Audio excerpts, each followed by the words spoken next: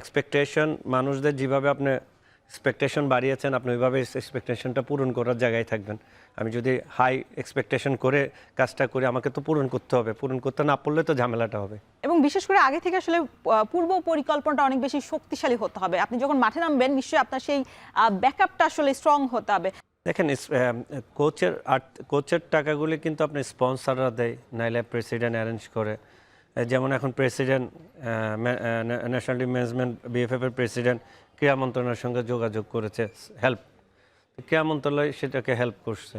Help করার জন্য একটা বলছে যে হেল্প করবে, কত টাকা হেল্প করবে বা কি পরিমাণ হেল্প করবে সেটা কিন্তু বলা হয় নাই। কতটুকু সাপোর্ট করতে পারবে সেটা বলছে যে হেল্প করবে। তা আপনাকে বুঝতে হবে যে আপনার বাজেট কত, ফার্স্ট আপনাকে এটা ক্লিয়ার করতে হবে।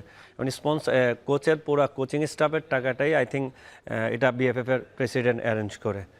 স্পন্সর থেকে ধরেন ফিফা থেকে অনেক টাকা আসে, যেগুলো যদি বেঁচে থাকে বা আপনার যদি পুরো টাকা খরচ না থাকে ওখান থেকে একটা অংশ বাঁচিয়ে তারপর তো আপনার কোচিং স্টাফদের দেয়।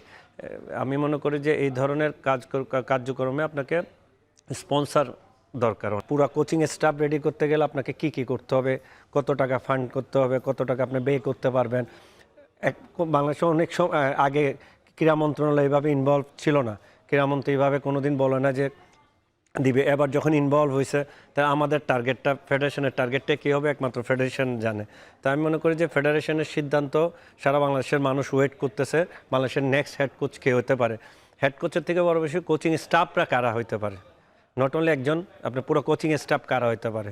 তাহলে আপনি সব ধরনের দিক দিয়ে সাপোর্ট পাবেন। তাহলে আমি মনে করি যে আপনি বেস্টটাই তৈরি করেন। আপনারা যদি বিএফএফ বেস্টটা করতে পারে এটা বাংলাদেশের ফুটবলের জন্য ভালো। স্পন্সারের যদি না আসে তাহলে আপনি কোচিং স্টাফের স্যালারি ব্যয়বহুলটা অনেক বেশি হবে। তারপরও আমি বলবো যে বাংলাদেশের এখন যে পরিস্থিতি, এই পরিস্থিতিতে আপনাকে হাই সিভি ধরনের কোচ আনা উচিত, কারণ আপনি এখন জিততে চাচ্ছেন।